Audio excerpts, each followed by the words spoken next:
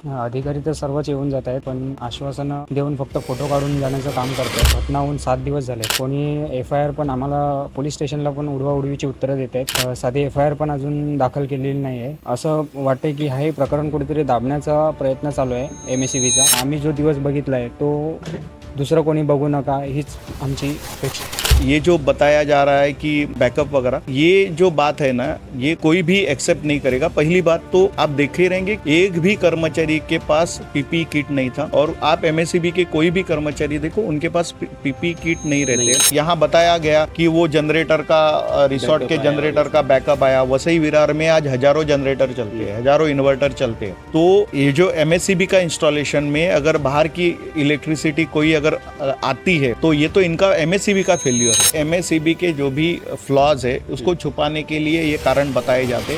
MSEBचे कर्मचारी होते वरती दोन, ते काढण्याचा प्रयत्न करत होते, पण त्यांच्याशी काय होत नव्हतं. ते एवढं स्लोली चालू होतं त्यांचं काम. पण मी गेलो आणि मग त्याला उतरवलं खाली. नमस्कार, मैं सचिन दीक्षित। इस वक्त मैं उस जगह पे बैठा हूँ जहाँ जिसकी चर्चा इस समय संपूर्ण तालुके में हो रही है। एक ऐसा मेधावी युवक जिसने अपने पूरे जीवन काल में दोस्ती बनाई, मित्रता की और कई लोगों का दुलारा था, जयेश घरत, जो हम सब के बीच में अब नहीं रहा। उनके परिवार वालों से बातचीत करते हैं कि 7 दिन बीत चुके हैं। MSEB के चूंकि वो कॉन्ट्रैक्टर बेस पे वहाँ पे काम कर रहे थे, अपनी ऑन ड्यूटी उनकी मौत होती है। इस पूरी घटना पर MSEB की तरफ से क्या कुछ हुआ, गुना दाखिल पुलिस की तरफ से हुआ कि नहीं हुआ, और मुआवजा आदि के लिए कहाँ तक बात पहुंची, आइए हम परिवार के लोगों से बातचीत करते हैं और जानते हैं। मेरे साथ उनके भाई हैं प्रशांत। हालांकि इस पूरी घटना पर कोई भी भाई बोलने से पहले बहुत बार सोचता है कि मैं क्या बोलूँ, कैसे बोलूँ। मैं कोशिश करूंगा प्रशांत से पूरी बात बताएं। प्रशांत, भाई की याद तो बहुत आती है, लेकिन फिर भी घटना पर क्या कुछ कहेंगे?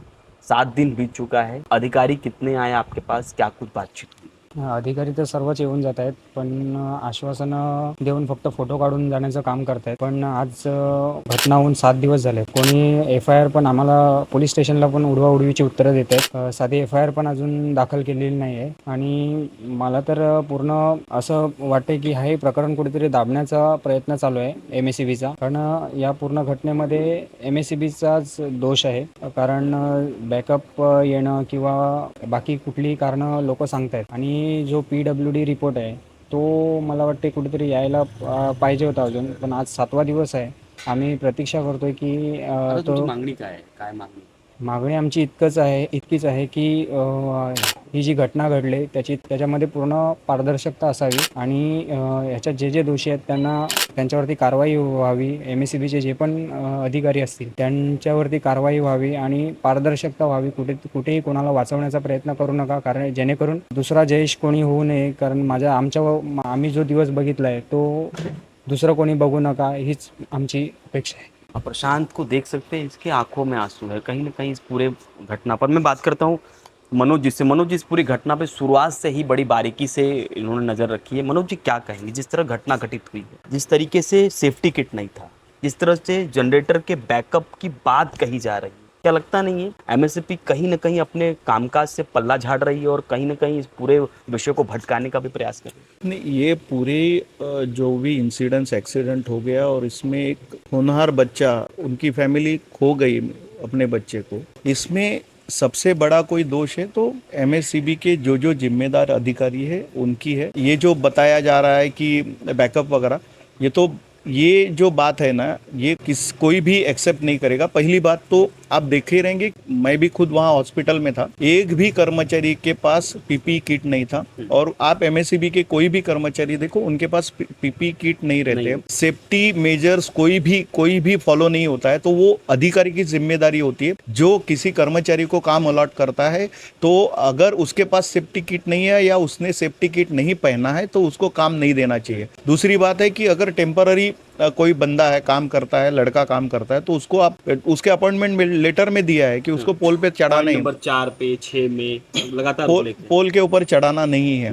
और कोई भी तो पोल के ऊपर नहीं चढ़ाना है, तो परमानेंट आदमी आपके स्टाफ नीचे खड़े हैं 2, और वो बच्चा जो है उसको आप ऊपर चढ़ाते हो जिसके पास कोई सेफ्टी किट नहीं, कुछ नहीं है। तो वो जो अधिकारी है वहाँ का JE है या वो जो सुपर हो जाता है, इनके ऊपर कार्रवाई होना कंपलसरी है। और दूसरी बात है कि यहाँ बताया गया कि वो जनरेटर का रिसोर्ट के जनरेटर का बैकअप आया। वसई विरार में आज हजारों जनरेटर चलते हैं, हजारों इन्वर्टर चलते हैं। तो ये जो एमएससीबी का इंस्टॉलेशन में अगर बाहर की इलेक्ट्रिसिटी कोई अगर आती है तो ये तो इनका एमएससीबी का फेल्यूर है। आपके इंस्टॉलेशन में अगर आपने लाइन क्लियर परमिट लिया था, पहली बात तो अगर लाइन क्लियर परमिट के बिना वहां चढ़े क्या, क्लियर था तो आप बैकअप और लाइन क्लियर परमिट अगर ले लिया है तो वो बैकअप कैसे आ गया? अगर जनरेटर तो लाइट जाएगी तो हर एक आदमी जनरेटर चलाएगा। तो आपका इंस्टॉलेशन फुल प्रूफ होना चाहिए कि कहीं बाहर का जो सप्लाई है वो आपके इंस्टॉलेशन में आता कैसे? अगर आता है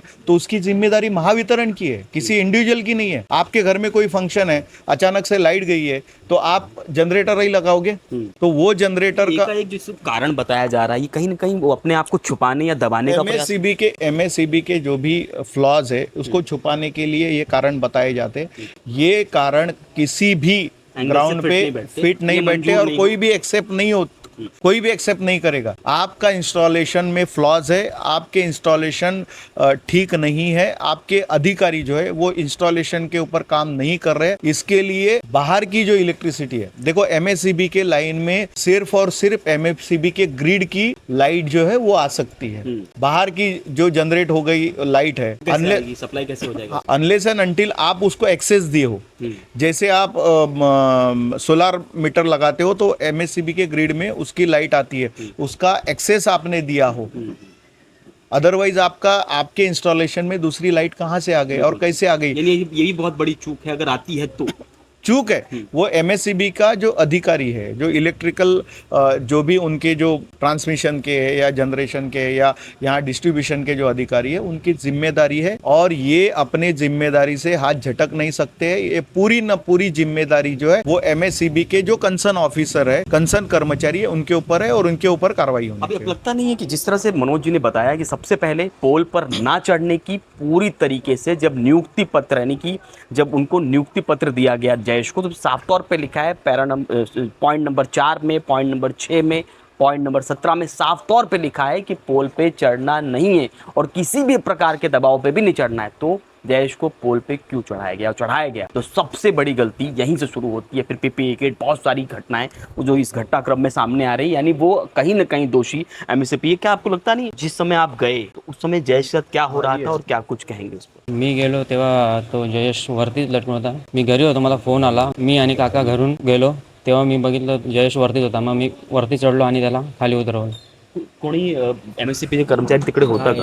एमएससीबीचे कर्मचारी होते वरती 2, ते काढण्याचा प्रयत्न करत होते पण त्यांच्याशी काय होत नव्हतं. ते एवढं स्लोली चालू होतं त्यांचं काम. पण मी गेलो आणि मग त्याला उतरवलं खाली. ये जयेश के आप भाई हैं और जिस तरीके से इन्होंने वहां जाकर बचाने का प्रयास किया, जब वहां पास गए, हालांकि उन्होंने आधे घंटे तक जयेश उसमें उसी खंबे में लटकता रहा। अब सवाल ये कि आखिर 7 दिन बीत जाने के बाद भी एमएससीबी के तरफ से, महावितरण की तरफ से कोई भी ऐसी रिपोर्ट सबमिट नहीं की गई जिस पर कार्रवाई कर सके। गुना दाखिल अभी तक नहीं हुआ है। क्या गुना दाखिल इसलिए नहीं हो पा रहा है कि एमएससीबी कर्मचारियों को बचाया जा रहा है, या इस जयेश को न्याय देने में कोई न कोई है जो जयेश को न्याय ना मिले इसके लिए प्रयास कर रहा है? अब देखना ये होगा कि 7 दिन बीत जाने के बाद जब अगला 8वां दिन आएगा, 9वां दिन आएगा, तो जल्द से जल्द जयेश को न्याय मिलता है या ऐसे ही एमएससीबी या PWD की रिपोर्ट आती है कोई और उसमें गुमराह कर दिया जाता है। जयेश को जब तक न्याय नहीं मिलेगा हम तो अपनी लड़ाई जारी रखेंगे। मुझे लगता है कि संपूर्ण वसई कर भी इस लड़ाई को जारी रखेगा। अब देखना ये होगा कि महावितरण आखिर कब उनके घर पर आती है और न्याय की बात आगे करती है और कब तक गुना दाखिल होता है। आज के लिए इतना ही, धन्यवाद।